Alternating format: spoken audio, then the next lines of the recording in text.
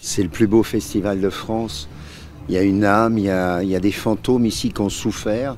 Il y a des centaines de milliers de spectateurs qui depuis des années viennent ici pour des moments de grâce, de bonheur, que ce soit la musique, que ce soit le théâtre, que ce soit le rock, le pop. C'est incroyable la diversité qu'il y a ici. On fêtait ça avec Florent, avec Weber, avec Spiesser, avec Lemoyne, on a donc été passer la soirée à l'Épidore dans les Halles. C'est la première fois de ma vie que j'ai bu, la dernière. On sait très bien que c'est un peu Barcelone et Real Madrid, c'est-à-dire que Real Madrid, c'est le Festival d'Avignon, c'est toute la profession, c'est tout le monde, un peu comme le Festival de Cannes, le monde culture qui est là-bas, avec des choses magnifiques qui viennent de tous les pays du monde. Ici, c'est plutôt Barcelone, c'est plutôt, on est un groupe, on est un cercle, c'est plus populaire, dans le bon sens, c'est-à-dire le fait de découvrir ce qu'on n'a jamais l'habitude de voir pendant toute l'année. Très difficile pour un acteur, c'est de ne pas jouer. Ça doit venir malgré lui.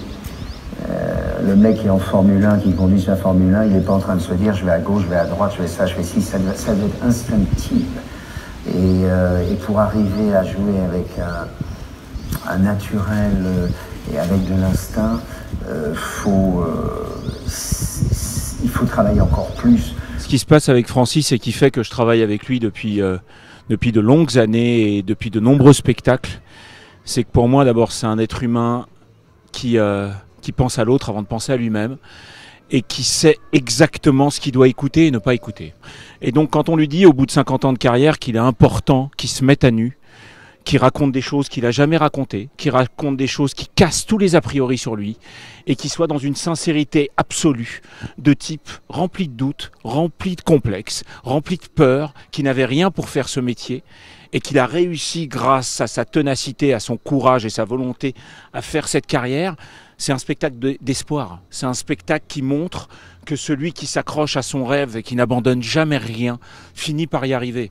Donc je trouve que pour les jeunes générations, pour les gens qui ont des rêves dans les poches, pour nous tous, c'était très important de prendre une personne comme Francis Huster et de lui faire raconter ce qu'il y a de plus chaotique, de plus drôle et à la rigueur de plus comique dans son parcours, comme une chanson de Nino Rota, où on passe du rire aux larmes comme ça à l'italienne et de faire un spectacle humain. Il y a des gens dans la vie devant lesquels tu ne triches pas.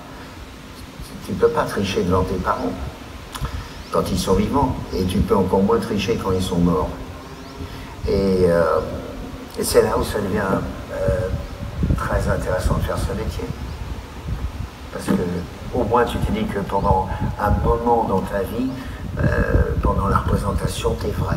J'ai rencontré dans ma vie des grandes légendes, que ce soit Villard, que ce soit Barrault, que ce soit Chéreau, que ce soit Vitesse, enfin bon, tous les plus grands acteurs aussi à la Comédie Française ou ailleurs. Et c'est incroyable parce que quand je discutais avec eux la nuit, ou dans des restaurants, dans des bars, dans des cafés ou dans des loges, ils me racontaient des trucs, mais moi j'étais sidéré de leur vie. Et j'ai vraiment regretté tout le temps qu'ils le fassent pas avec le public. Alors je trouve que ça serait formidable de voir de la même façon Depardieu parler de sa vie, Auteuil, Berry, Lucchini parler de sa vie au lieu de parler de Céline, de La Fontaine ou des autres. Je trouve que c'est vraiment important de raconter autrement que dans un bouquin qu'est-ce qui s'est vraiment passé et qu'est-ce qui a fait que tout d'un coup, comme dans un film de Capra, La vie est belle, que tout d'un coup il y a un ange gardien qui vient, tu sais pas que c'est ton ange gardien, mais c'est cette personne-là qui va décider de ton destin. Alors, bon, c'est ce qu'on va essayer de faire avec le Théâtre Ma Vie. Ce qu'on a dit de moi. Très bien. Ah, on a dit que très bien. Ça, et que j'étais très amoureux, toujours des petites brunes aux yeux clairs ou des blondes immenses, mais bon, de toute façon, elles m'ont toutes laissé tomber. Bon, voilà. Et puis